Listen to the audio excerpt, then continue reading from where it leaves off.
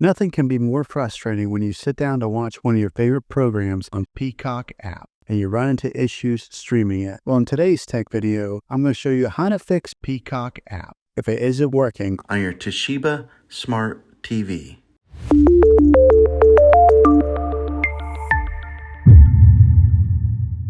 Let's see if we can fix your problems and get your Peacock App back up and running as quickly as possible. The first one, it's the easiest one to try, and that's to unplug your TV from the wall outlet and wait 60 seconds. Now, don't be impatient here.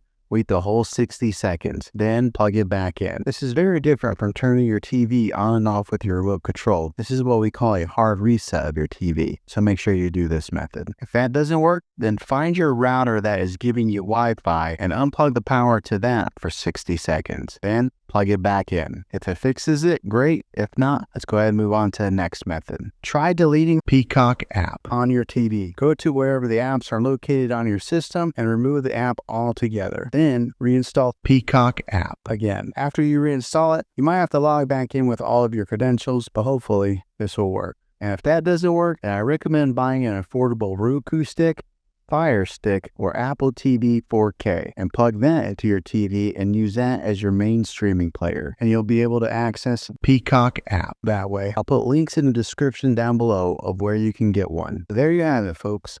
If this video was helpful, go ahead and click a thumbs up on it.